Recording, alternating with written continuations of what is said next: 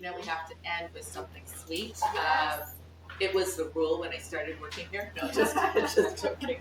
So our third recipe is a salted maple peanut butter banana soft serve. Yeah, we wanted to Sounds include really good. all the ingredients are in the title.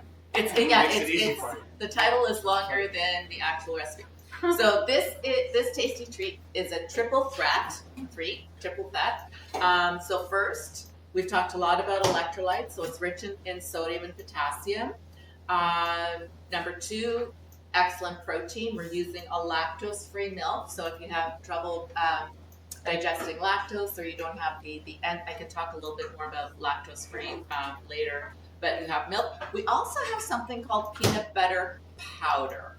Oh, I know. What's the difference? What the heck is that? Can you use peanut butter instead of peanut butter powder? You could definitely use peanut butter. What's the ratio? The cool thing about using the peanut butter powder here, and Jeremy's going to talk about the culinary benefits, but it maintains the protein, but it removes the fat. So the oil is kind of pressed out of it. So if you need something that's lower fat, this is something that you could include. So peanut butter powder. Believe me, I said the same thing when Jeremy said, "Oh, we'll add this."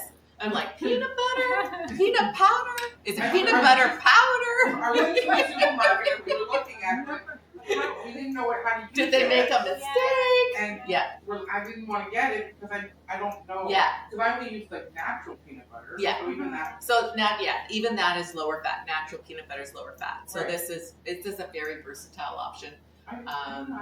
Yeah. We had the same conversation when I Did you? Yes. Well, that was point number 3. It's lower in fat. Use the peanut butter powder instead of peanut butter. Okay, I should remember to read what I say. Yeah. Even if you use natural peanut butter, you just this is still lower. Yes. Yeah. Essentially, free of it's just 2 grams of 2 grams of fat in 2 tablespoons, but 8 grams of protein. Okay, I'm getting interesting looks. Yes. I have a question, yeah? Yes. Oh, yeah. So this is the first time in my life I've heard about peanut butter powder. Yes. Is this available in the Oh yeah, I just saw it in the supermarket. Yes. Yeah. You can find it in most grocery stores now. You can order from Amazon. They have, Everything. but what's not okay? So one Yeah. thing. So a couple of things I'll say. So when you're looking for it, you'll have versions that are it's literally just the peanuts. So it's like literally just peanut butter, but dehydrated into powder, but with nothing else added. Some versions might have like a little pinch of salt in it as well, which is fine. Some will mimic like a not your natural peanut butter. So just watch for that too. So some will have like added sugar and like stuff in it, so that it's like a craft kind of peanut. Not to pick on. So what's Pork the craft, difference? but What's the difference then if you take some peanuts, unsalted peanuts, yes, and you just like when you do oats, if you want to make oat flour, you take oats and you whiz it. yes. Can't you just whiz the peanuts? You'll make peanut butter if you just whiz the peanuts. Yeah. You won't You're make the powder. not getting rid of It you're won't- not getting rid of the oil. No, because or the fat. oil is in there. Yeah. So if you whiz peanuts, dry Right. peanuts, you'll make peanut butter. Oh. Yeah, but that peanut butter is then dehydrated into powder, and so you like to mention much lower fat because of that. But in terms of the shelf life, you've pretty much almost more than doubled the shelf life as well. So you can keep a jar of dehydrated peanut butter on the counter. I think we were checking yesterday. The best before was like late 2027 on that. Versus if you look at your natural peanut butter, it's maybe like 4 months, 5 months, something like that. Yeah, less. Yeah, a lot less time. Yeah. Also, your cost savings too. Now, remember, you're doing a little bit of extra work. So the one I got, I can't remember the brand name. I'll show you the brand name after. It was the same price as a jar of natural peanut butter for the same size. Now, to make peanut butter out of this, you mix 1 part dried peanut butter with water. That's it. 1 part to 1 part. So you're essentially for the one I got, it's the same cost, but you're getting twice as much peanut butter. And so if you mix water and make peanut butter, Yes. but you have to use it right away, or if you made the peanut butter, can you store it? You could probably keep it in the fridge for 3 days. So then, 3-4 days, so but I would just mix it as you need it's it. so fascinating. So Yes. this is calling for three tablespoons. Yes. If you were to use peanut butter, Yes.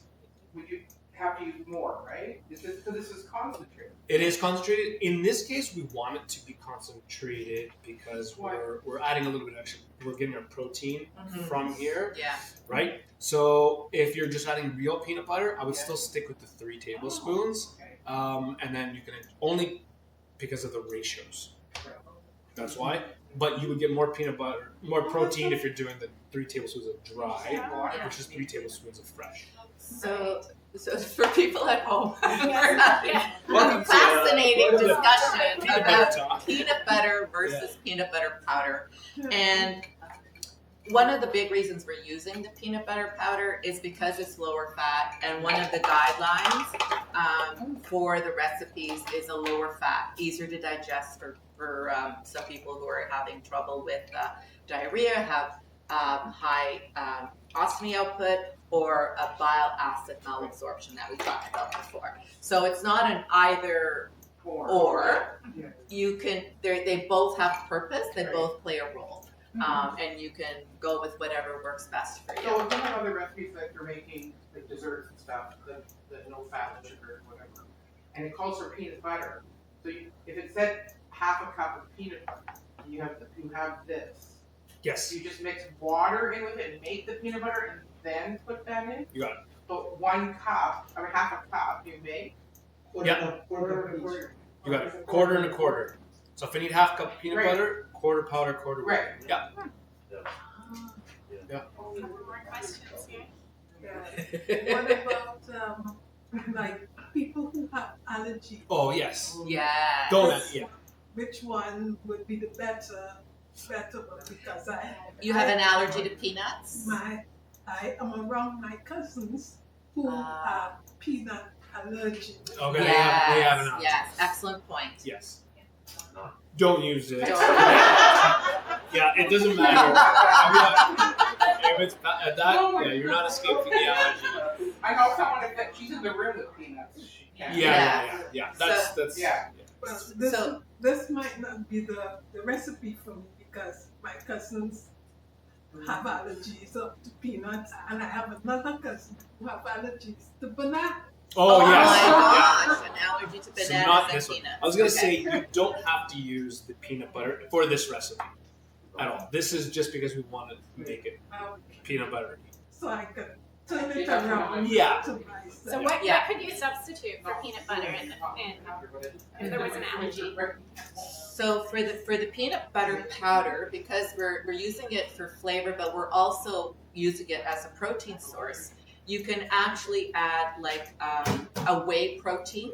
A whey protein does not have lactose, so that's going to up the protein that way. You could also use, oh gosh, what else You can we can use? use if there's no dairy, you can use well, not for peanut butter. Oh, for peanut butter. For Yeah. this, you can use a skim milk powder. They have Yeah. like dehydrated If skim you're milk okay with powder. the lactose. If you're okay with the lactose, Yeah. you can do that. If it is just a protein thing, Yeah. then your liquid base, which we'll get to in a second, that could be your source of Exactly. protein. Yeah. Right? So in this case, we're using lactose-free milk. Which one? Just the lactose-free milk. Lactose-free milk. Any lactose-free Use milk. cashew or. So, but protein-wise, Yeah. this is where we get Yeah. the protein, right? Yeah, so if you're wanting to get the protein, the lactose-free milk is going to give you a good amount of protein. If you can't have a dairy, then a good substitute would be a soy milk, or because it has the same amount of protein pretty well. Mhm. When you get into your cashew or your oat or your almond, it doesn't have as much protein in it. So it depends on the reason for the recipe, right? So you will be adding your peanut butter, and you'll be adding your cashew milk. You'll be adding no nuts, and we'll find a different fruit for you. I actually have this in my freezer right now. I just made it the other day. Excellent. Yeah. It's real peanut butter. Yeah, there you go. So what we're showing you is the versatility Yes. of this recipe. Essentially, you need for this Yeah. like really nice sort of a quick like ice cream soft serve treat, you need a frozen element and a liquid. That's it. And then you can play with the flavors. You can play with additional proteins. It's completely up to you. Yeah. So in this case, because we wanted the potassium, because we were highlighting potassium, and sodium, we're using the bananas. But you can use other frozen fruit if whatever you like and enjoy. That would work as well. So we have some frozen bananas in here. I don't know, like applesauce is it? Would that wouldn't give it as much flavor, but you can add the applesauce and cinnamon and lactose-free milk. So then you're avoiding the banana and the peanuts. I was very focused on trying to help our audience member with her no banana. Yeah. So to the frozen banana, we're going to add our liquid, which is, again, in this case, we're just using lactose-free milk. Cassandra, if you may. And don't add all of it now. So we'll add about, make it difficult. So if you can, a little more. There we go. That's good. Again, the liquid can be anything, right? So any liquid that will work. And if Danielle mentioned it, I don't know if you heard, but a really nice hack to really, really up the protein, and I know it might seem weird, is pasteurized egg whites. Okay? Pasteurized egg whites. More jaws are dropping in the audience. I know. I'm keeping an eye on the time. I'll go quick. So pasteurized egg whites, you can find them in a carton, usually in your egg aisle. They're pasteurized, which means you don't even have to cook them. You can add them directly into the mixture.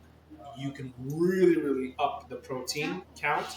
And texturally, because it's egg whites, which likes to trap air, it'll make it really nice and light and fluffy and give you a really nice I find that mouthfeel. pasteurized doesn't whip up the same way. If I'm making a meringue, yes. But in this case, it would. No, even like sorry. No, it's okay. I've used another recipe. It doesn't Hold whip up the same as way. much. Yeah. As like if you're just cracking the front. Yeah. If you're doing like other, resting. So again, it comes back to the purpose of it. Yeah. So the question was that the egg whites don't whip up. If you're pasteurized. Yeah. So I have a question Yes. about that. So my sister's allergic to raw egg, Uh-huh. pasteurized or not. What I do is I make a meringue and cook it and then powder it and use that. Oh yeah. Okay, so the question was, not the question, but the tip More protein. was that an allergy to eggs, raw eggs. Raw eggs. She can have eggs, but not raw. And she can't have pasteurized either, because that's pretty well, okay. She's delayed anaphylactic. So then a delayed anaphylactic. So what do you do? You I make I whip it up and then I cook it. whip it up, cook it. Like in like a. Bain Marie? No, I just. Literally cook it. Okay. Yeah, like I make meringue powder. Meringue Oh, powder. you make yeah. meringue powder. Essentially, yeah. Okay, and she can do meringue powder. And then I blitz it and then add like a teaspoon or whatever to get. But my question is the protein. Does it change the protein in it once you bake it like that? So the quantity of protein won't change. Like you're not going to lose it. It might be denatured, but you're still getting a good amount of protein. Okay. I wouldn't be able to tell you though the Volume. The volume. Yeah. You don't need a lot. Like you just use a little, like 40 grams max. Yeah.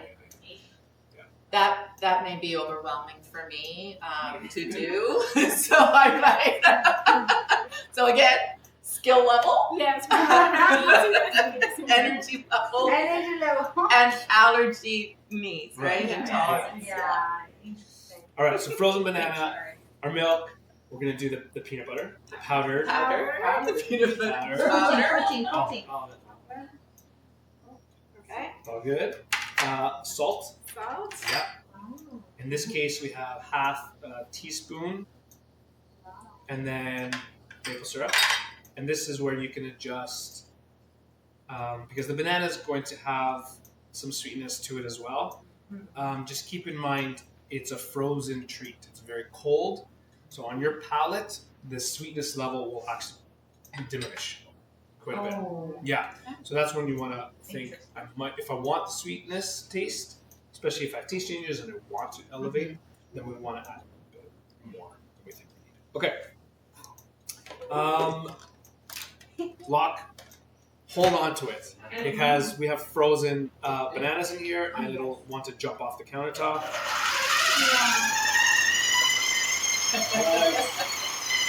And just let it sort of work and break down. If I find that it is, I'm going to try to talk about it. If I find that it is too liquidy, too soft, I can slowly start to incorporate more frozen bananas. If I find that it's too solid and it's not moving at all, then I can slowly incorporate more liquid. Okay? So that's, you can kind of like adjust as needed based off of that. You may need to scrape down the sides if it's like not moving that well.